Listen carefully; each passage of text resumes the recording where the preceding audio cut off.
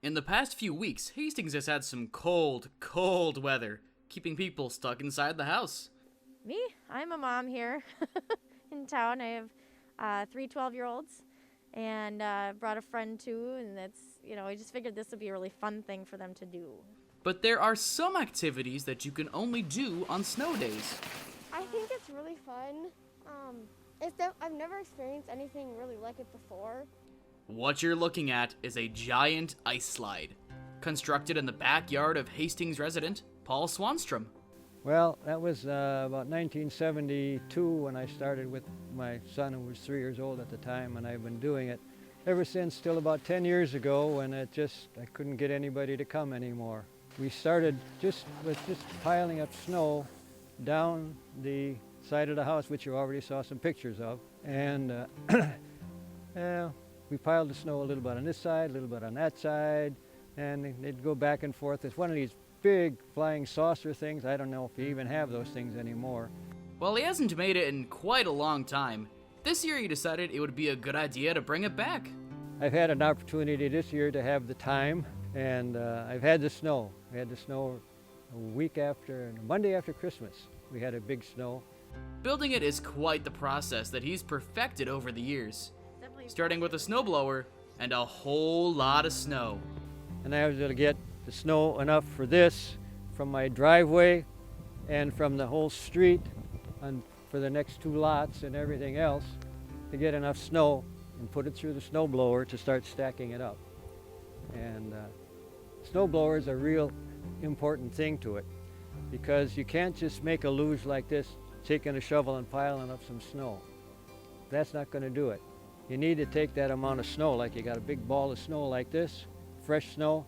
When you go through the snow blower, you got a little ball like this, which is a lot more compact. Then shaping it. So, and after I do that, I shape it with shovels, and I shape it by just taking my shoe and making the curve for the banks. Before finally getting to a point that he can use it, hours into the making. But all the banks in the back that you see, that's commandeering the snow from the whole backyard, my neighbors' backyards, and in years past I had to take it all off my roof. It's not always easy to get the snow. I've got, like I say, about 40 hours into it till I can go down it for the first time. And that's after building the snow in position for maybe a couple of weeks and maybe 3-4 days of 3-4 times a day, adding water to it and trying to build up the ice, make sure the ice is thick enough on the surface so that it doesn't crash when sleds go on it. Unfortunately, it looks like this may be his last year doing it.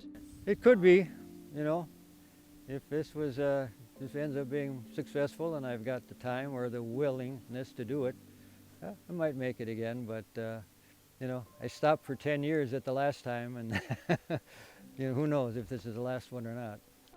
Even so, the community appreciates what he's done. I just think this is such a great gift from Paul to offer to the town to do this and to groups. It's not like anything they can do anywhere else in town, and it's just a great experience for them.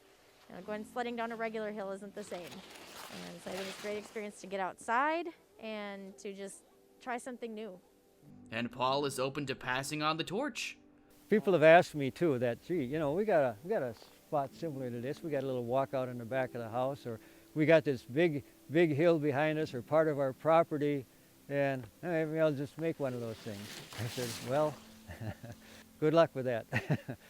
I know how hard it is to build, and if anybody wants to learn how to do it, I'm certainly willing to meet with them and talk about that. But it's, like I say, it's a lot of work.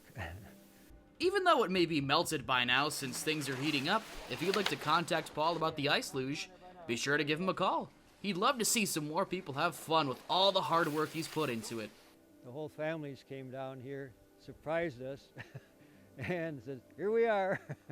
And luckily we had enough cold weather that day, that evening, that they were able to use it and create some great memories. And that really made it all worthwhile for me.